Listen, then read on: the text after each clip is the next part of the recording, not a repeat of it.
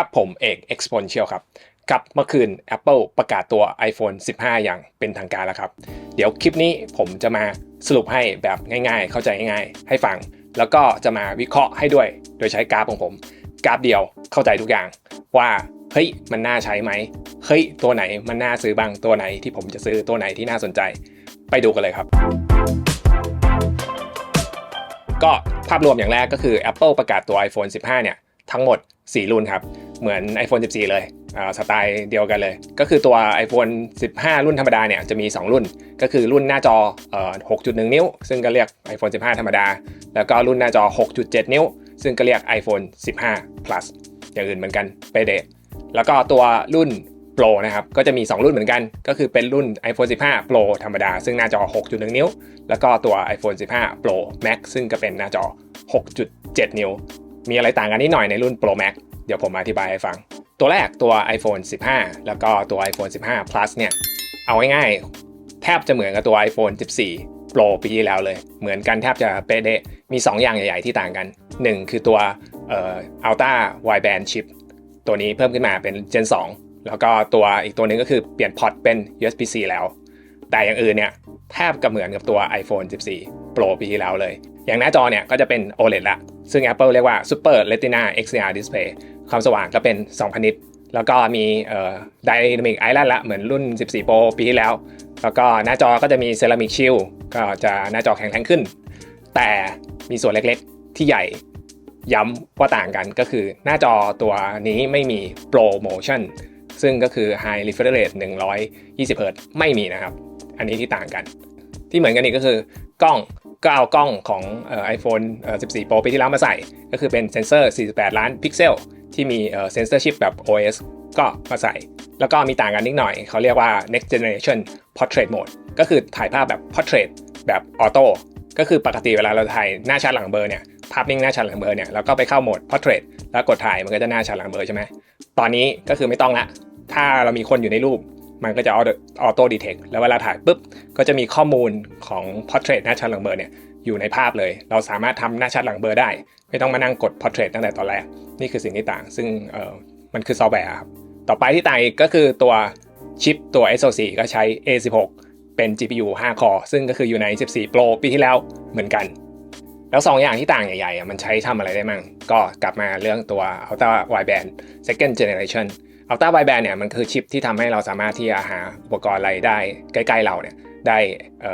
ถูกต้องมากขึ้น accurate มากขึ้นอันนี้เป็นรุ่น2ซึ่ง Apple เคลมว่าสามารถที่หาได้ไกลขึ้นเพิ่มเป็น3เท่าแล้วก็ฟีเจอร์ที่ Apple ขายเนี่ยก็คือไฟล์ My Friend คือถ้าเรามี iPhone 15 แล้วอีกคนนึงก็มี iPhone 15 เนี่ยอยู่ใกล้ๆกันอะไรเงี้ยแล้วอีกคนนึงก็แชร์โลเคชันให้เราสามารถที่หาเพื่อนเราได้ในระยะทางที่มากกว่าตัวชิปตัวเดิม3เท่าแค่นั้นเลยครับแล้วมันจะได้ใช้ไหมคือผมว่าถ้าอยู่ในสถานการณ์ที่แบบคนเยอะๆหาไม่เจอจริงๆหรืออะไรอยู่ในงานคอนเสิร์ตหรืออยู่ในงานพวกอีเวนต์ต่างๆอะไรเงี้ยก็อาจจะได้ใช้แหละแต่ผมว่าก็ไม่น่าจะได้ใช้มากในสถานการณ์ปกติอย่างต่อไปที่เปลี่ยนใหญ่ๆเลยก็คือตัวพอร์ต USB-C ซึ่ง Apple เนี่ยเปลี่ยนไม่ได้เพราะว่า Apple อยากจะเปลี่ยนนะเป็นเพราะว่าโดน EU ออกกฎหมายบังคับว่าต้องเปลี่ยน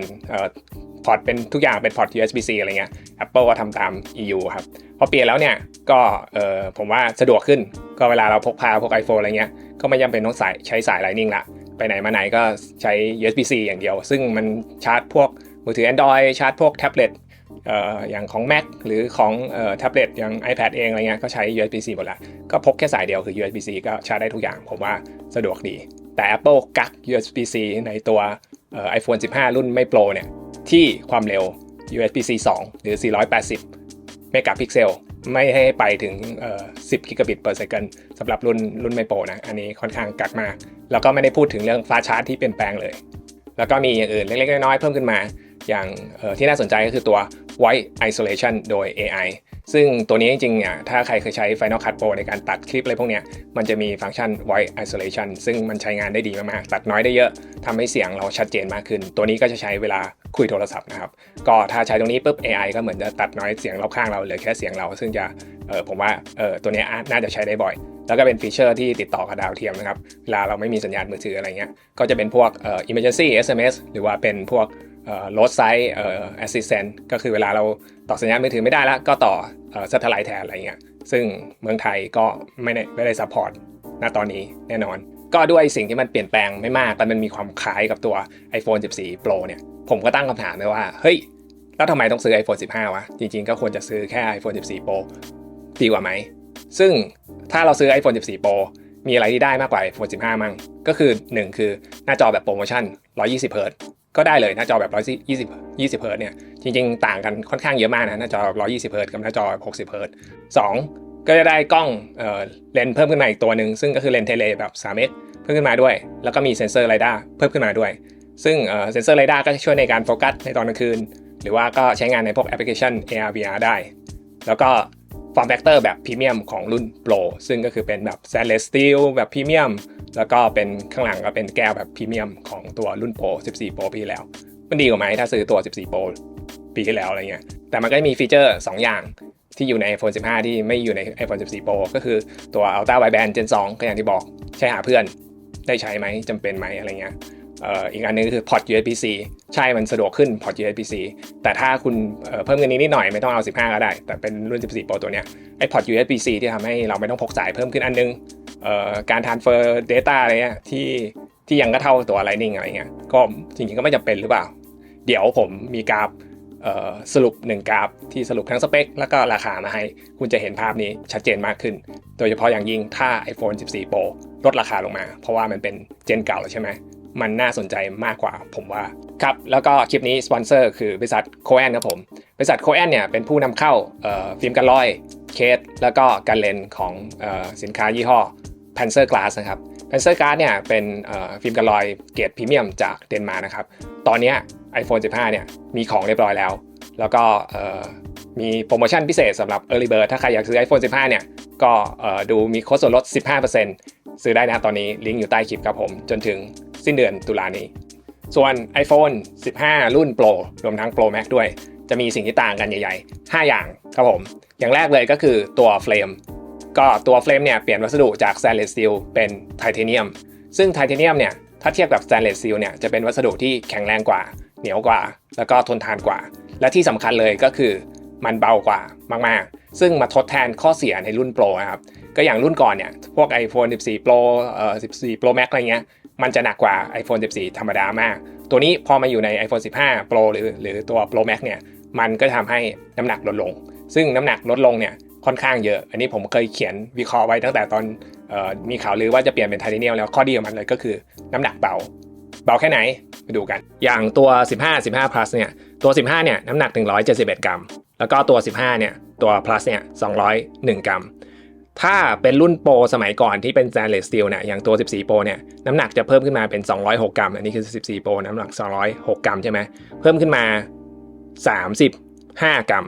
เพิ่มขึ้นมา35กรัมเลยนะแต่พอมาใช้เฟรมที่เป็นไทเทเนียมแล้วเนี่ยน้ำหนักเพิ่มขึ้นมาเป็น187กรัมซึ่งก็คือแค่16กรัมเท่านั้นเองที่เพิ่มขึ้นมาในรุ่นโปรซึ่งน่าสนใจมากๆมันทำให้รุ่นโปรเนี่ยเบาไม่ได้หนักกว่าตัวรุ่นธรรมดาเท่าไหร่เลยโดยเฉพาะรุ่น Max ตัว Pro Max เนี่ยคือจาก240กรัมเนี่ยเหลือ221กรัมเพิ่มขึ้นมา20กรัมจากรุ่นธรรมดาซึ่งผมว่าจะทำให้ตัวเนี่ย14 Pro Max ซึ่งเคยเป็นiPhone ที่ใหญ่และหนักไม่ค่อยมีใครอยากใช้เนี่ยน่าใช้มากขึ้นเพราะเหลือแค่221กรัมแต่ตัวไทเทเนียมเนี่ยก็มีข้อเสียด้วยไม่ได้มีข้อดีอย่างเดียวซึ่งไม่ค่อยมีใครบอกและ Apple ก็ไม่บอกด้วยข้อเสียของมันก็คือการนำความร้อนที่แย่กว่า Stainless Steel ครับแล้วก็ถ้าใช้แบบนี้เนี่ยผมก็คิดว่าเฮ้ยตัว15 Pro Max เนี่ยก็น่าจะมีปัญหาเรื่องความร้อนเพราะปกติเนี่ยเวลา CPU ทำงานแล้วมันร้อนเนี่ยมันก็จะแผ่ความร้อนกระจายไปที่ตัวเฟรมของตัวเครื่อง iPhone ด้วยก็น่าจะมีปัญหาเรื่องต่อลิงแต่ Apple คิดเผื่อมาแล้วคือเขาก็ใช้ structure ใหม่ของ iPhone มาใส่ในตัวPro นี้ซึ่งก็คือ structure ใหม่ก็คือมีแผ่นอลูมิเนียมเนี่ยอยู่ตรงกลางของเครื่องซึ่งจริงๆดีไซน์เนี่ย structure เนี้ยมันมีมาตั้งแต่ iPhone 14 Plus ละก็คือแผ่นตรงกลางตัวนี้เนี่ยเป็นอลูมิเนียมเนี่ยแล้วเขาจะติดชิปอยู่บนแผ่นตรงกลางของเครื่องซึ่งอลูมิเนียมจะนำความร้อนได้ดีมากๆก็จะทำให้ชิปเนี่ยทำงานได้ดีขึ้นต่อลิงน้อยลงซึ่งเป็นอย่างนั้นจริงตอนผมรีวิวตัว iPhone 14 Plus ลองไปดูคลิปรีวิวตรงนั้นได้จะมีรายละเอียดมากกว่านี้ว่าทำไมมันดีนอกจากนำความร้อนดีแล้วก็ทำให้การซ่อมดีขึ้นด้วยเพราะว่าสามารถที่จะแกะหน้าจอออกมาได้แล้วก็ซ่อมหน้าจอแล้วก็แกะข้างหลังเนี่ยก็สามารถแกะแยกมาได้ข้างหลังแล้วก็ซ่อมข้างหลังอย่างเดียว เพราะก่อนหน้านี้ทุกอย่างชิปอะไรเนี่ยมันติดอยู่แผ่นหลังทั้งหมดแต่ถ้าจะซ่อมแผ่นหลังเนี่ยต้องแกะชิปออกทั้งหมดยากมากตอนนี้การซ่อมก็ดีขึ้นด้วยอย่างที่2ซึ่งเป็นอย่างใหญ่ที่ผมคิดว่ามันสำคัญในการเปลี่ยนก็คือตัวชิปตัวนี้เปลี่ยนชิป SoC เนี่ยจาก A16 เป็น A17 Pro แล้วเป็นครั้งแรกที่มีคำว่า Pro อยู่ในชื่อชิปทำไมเดี๋ยวผมมาเล่าให้ฟังอีกแป๊บนึงแล้วก็ตัว A17 Pro เนี่ยก็ใช้เทคโนโลยีที่สำคัญก็คือเทคโนโลยีในการผลิต3 นาโนเมตรการที่ใช้เทคโนโลยีในการผลิตเนี่ยที่มันเล็กลงมีเกจไซส์ทรานซิสเตอร์เกจไซส์เนี่ยที่มันเล็กลงเนี่ยก็ทำให้ CPU เนี่ยกินไฟน้อยลงหรือว่าในขนาดที่เท่ากันเนี่ยก็สามารถที่จะเพิ่มจำนวนทรานซิสเตอร์ได้ก็ไปใส่จำนวนคอมากขึ้นเพิ่ม performance ได้ซึ่งตัวนี้เนี่ยก็มี CPU 6 ข้อแล้วก็ตัว performance core เนี่ยมี2 ข้อแล้วก็ความไวเพิ่มขึ้น 10% ซึ่งก็ดูเหมือนไม่เยอะนะแต่ว่าตัว efficiency core เนี่ยทั้งหมด4 คอเนี่ย performance ต่อวัตต์ก็คือการกินไฟต่อ performance เนี่ยดีขึ้น3 เท่าแต่โน้ตไว้นิดนึงเขาบอกว่าเทียบกับ competition ไม่ได้เทียบกับตัว A16 นะครับก็คือเหมือนในส่วน CPU เนี่ย Apple เน้นที่จะใช้ประหยัดไฟมากกว่าที่จะเพิ่ม performance NPU เนี่ยเป็น16 คอเหมือนเดิมแล้วก็ความไวเพิ่มขึ้น2 เท่าส่วน GPU เนี่ยเป็น6 คอแล้วเพิ่มจาก A16 เนี่ยจาก5 คอเป็น6 คอ GPU เป็น6 คอแล้วความไวเพิ่มขึ้น 20% แล้วเขาก็เรียกว่าเป็น Pro Class GPU เลยเพราะว่าเขาเพิ่มจาก 5 คอเป็น 6 คอใช่ไหมแล้วก็ performance เพิ่ม 20% ไม่ใช่แค่ performance เพิ่มอย่างเดียวเขามีตัวฟีเจอร์เพิ่มขึ้นมาด้วยก็คือเป็น ray tracing ที่ดีขึ้น4 เท่าแล้วก็มีตัว metal upscaling ด้วยซึ่งก็คือการใช้NPU ใช้ใน AI ในการ predict pixel ข้างๆคือไม่ใช่ใช้ GPU ในการสร้างพิกเซลทั้งหมดก็สร้างพิกเซลแล้วก็ใช้ตัวAI ในการ predict pixel ข้างๆอีกก็เป็นการลดพลังงานของ GPU ไป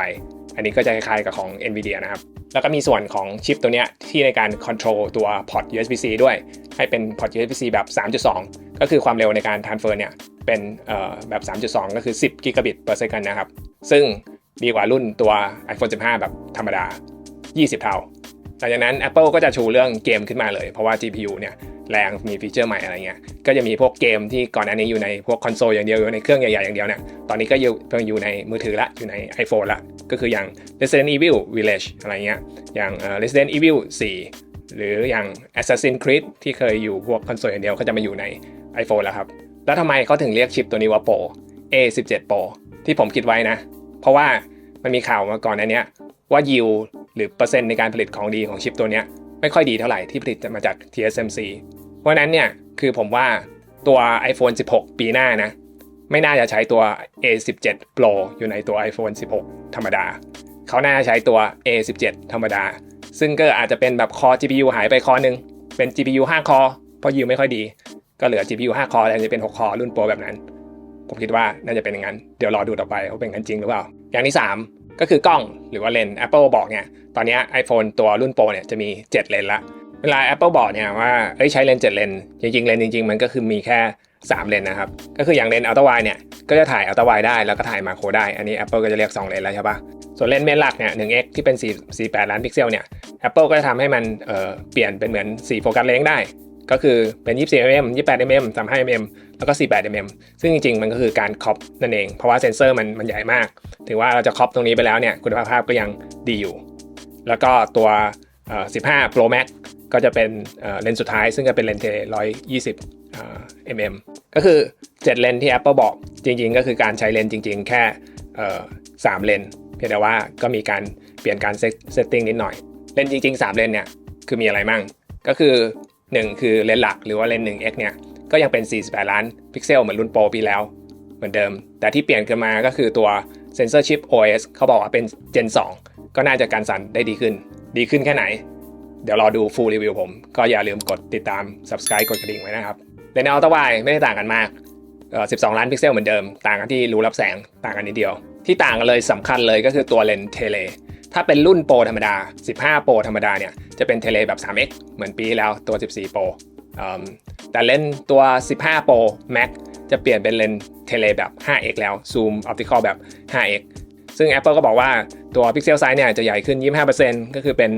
1.12 ไมครอนแล้วเป็น f 2.8 แต่ที่สำคัญก็คือมันมี structure หรือโครงสร้างแบบ periscope ของเลนส์ซูมของ Samsung แต่ว่ามันซูมไม่ได้นะ ซึ่งจริงๆผม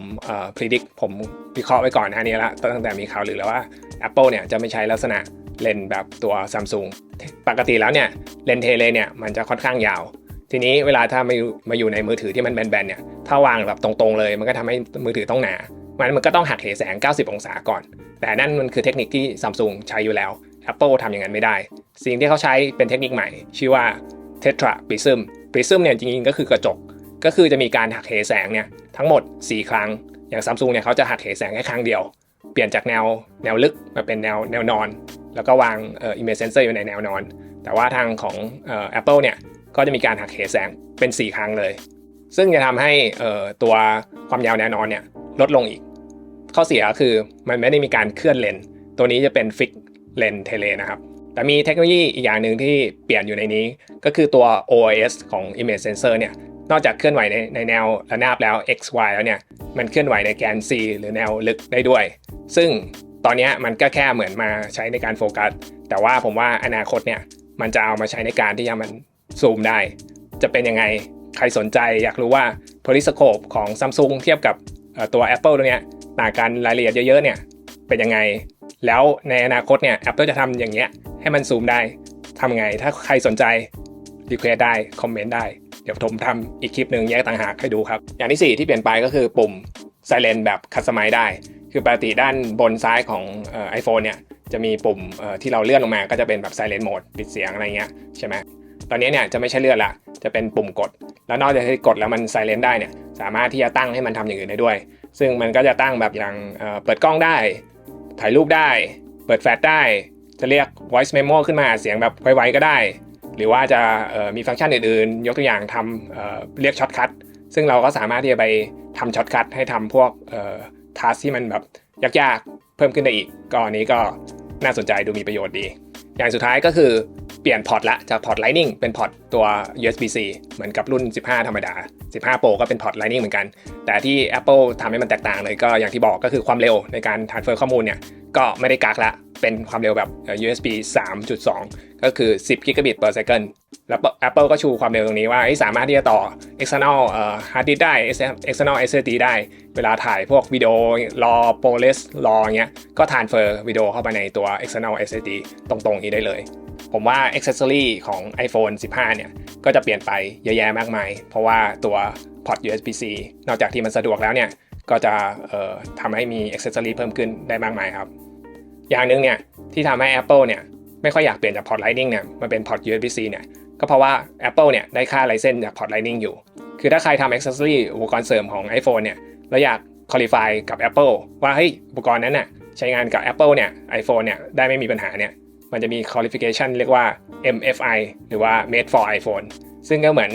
มุมนึงก็คือบอกว่าอุปกรณ์เสริมพวกนั้นเนี่ยใช้งานกับ iPhone ได้ดีไม่มีปัญหานะแต่ในมุมของ Apple ก็คือ Apple เก็บค่าลิขสิทธิ์ด้วยจากอุปกรณ์เสริมพวกนั้นต่อชิ้นนะชิ้นนึงเนี่ยประมาณ$4หรือก็ประมาณเกือบ150 บาทตอนนี้เปลี่ยนมาเป็น USB-C แล้วตอนนี้ยังไม่ชัดเจนว่า Apple ยังจะทำ MFI หรือเปล่าผมคิดว่าน่าจะทำแต่เดี๋ยวผมลองคุยกับคนที่ผลิตaccessory ดูว่า Apple ยังมี MFI อย่างนั้นอยู่หรือเปล่าถ้าทำเนี่ยผมคิดว่าคือ Apple ก็ยังกักอยู่อาจจะใส่ security chip ไว้ในตรงพอร์ต Lightning ไว้ให้ติดต่อกับ accessory พอเสียบปุ๊บแล้วก็รู้ว่าอันนี้คือ accessory made for iPhone แล้วก็ทำงานกับ iPhone ได้เต็มที่อะไรเงี้ยแต่ถ้าไม่ใช่ตัว iPhone ก็จะร้องเตือนมาซึ่งอาจจะมีปัญหาอะไรหรืออะไรเงี้ยที่ Apple จะกักไว้ก็เดี๋ยวลองดูแล้วก็มาดูสุดยอดกราฟประจำของผม1กราฟที่ผมรวมสรุปทั้งสเปคและราคามาอยู่ใน1กราฟทำให้เห็นภาพรวมแล้วก็สามารถที่จะวิเคราะห์ได้ชัดเจนว่าตัวไหนน่าสนใจน่าซื้อราคาน่าสนใจก็มันคือกราฟตัวนี้ครับผมทำอย่างนี้ทุกปีอย่างแรกที่จะชี้ให้เห็นเลยนะก็คือการไล่ราคาของiPhone ปีนี้เนี่ยจะเหมือนปีที่แล้วเลยก็คือ iPhone 15 ธรรมดาเนี่ยราคาเริ่มต้น 32,900 บาทที่ความจุเนี่ย128 กิกแล้วก็ไล่ไปเรื่อยๆเป็น256 กิกเป็น512 กิกแล้วพอเป็นรุ่น plus ราคาก็จะโดดขึ้นไป 5,000 บาทอันนี้ผมเขียนไว้15เป็น15 plus ราคาโดด 5,000 บาทนะครับก็ไล่ราคาเหมือนปีที่แล้วเลยราคาเท่ากันเลยสิ่งที่ต่างไปเนี่ยก็คือปีนี้รุ่น Pro Max เนี่ย Apple ไม่มีราคาของตัว128 กิกละสำหรับรุ่น Pro Max ราคาตัวเริ่มต้นเลยก็คือตัวที่ความจุ256 กิกซึ่งราคาเริ่มต้นคือ 48,900 บาท ถ้าดูกราฟของปีที่แล้วเนี่ยอย่างตัว 14 Pro Max ธรรมดาเนี่ยจะมีตัวเริ่มต้นที่128 GB ซึ่งราคา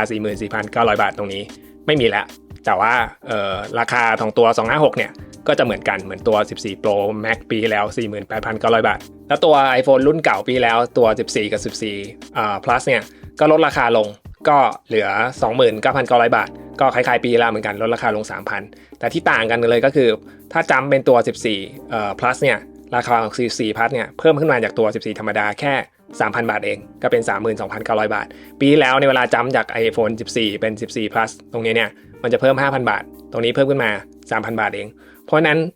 ราคาของตัว iPhone 14 Plus ปีนี้เนี่ยค่อนข้างน่าสนใจมาก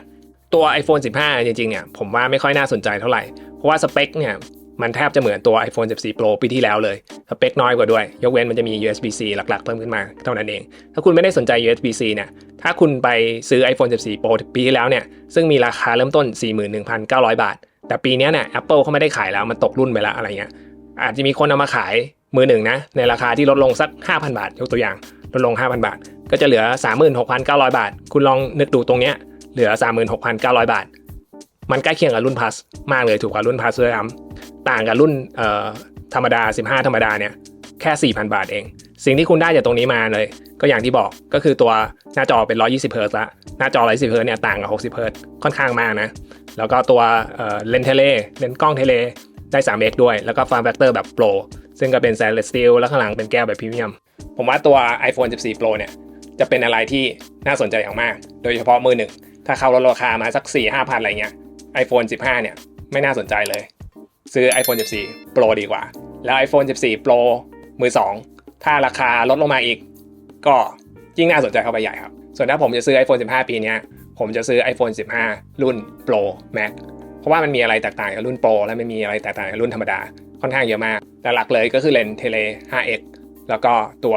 ราคาที่แตกต่างก็สังเกตนี่ราคาตรงเนี้ยเหมือนจะต่างกันเยอะนะราคาเริ่มต้น41,900 บาทไป 48,900 บาทแต่ตัวนี้จริงๆเนี่ยความจุ128ถ้าจะเทียบเนี่ยต้องดูความจุ256เทียบกันก็คือตัวโปรธรรมดาเนี่ยไปตัวโปรแม็กเนี่ยที่ความจุ256กิกเนี่ยเพิ่มแค่ 3,000 บาทเองมันควรจะไปโปรแม็กครับผมสรุป iPhone 15 ปีนี้ที่ผมสนใจคือตัว iPhone 15 Pro Max นะครับที่น่าสนใจแล้วก็ตัว iPhone 14 Plus ที่ลดราคามาค่อนข้างเยอะผมก็ว่าน่าสนใจ Form Factor ใหญ่การระบายความร้อนดีส่วนถ้าใครสนใจ iPhone 15 หรือ 15 Plus ผมให้ลองเช็คราคาตัว iPhone 14 Pro ปีที่แล้วดีกว่าผมว่าน่าจะคุ้มค่าราคากว่าถ้าใครไม่ได้สนใจพวกพอร์ต USB-C นะครับครับแล้วถ้าใครสนใจอยากได้กราฟตัว iPhone 15 สรุปสเปคสรุปเทียบราคาแบบนี้หรืออย่างปีแล้ว iPhone 14 หรืออย่างเทียบ iPad หลายๆรุ่นหรืออย่างเทียบตัว Mac หลายๆรุ่นก็แนะนำให้ไปดูที่แพลตฟอร์ม Patreon ผมได้ครับลิงก์อยู่ใต้คลิปก็คือตัวแพลตฟอร์ม Patreon เนี่ยคือนอกจากจะได้สนับสนุนผมแล้วเพื่อที่ทำคลิปลักษณะแบบวิทยาศาสตร์แบบนี้ทำคลิปลักษณะแบบวิเคราะห์แบบนี้ซึ่งมันใช้ทั้งแรงและใช้เวลามากคุณก็จะได้ของพวกนี้เป็นของตอบแทนไปด้วยจริงๆมีคอนเทนต์มีอะไรอย่างอื่นใน Patreon อีกเยอะแยะก็แนะนำลองเข้าไปดูครับวันนี้ไปก่อนครับผมเอก Exponential ครับ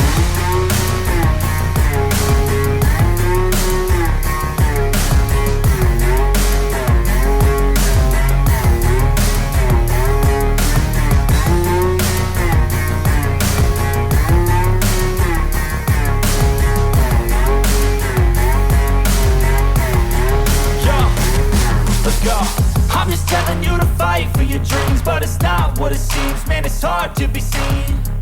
When everybody wants to be king, yeah, they all wanna ring, yeah, we all wanna be free. So show me what you got, what you bring, how you fight in the ring, how you take a fucking swing. Do you got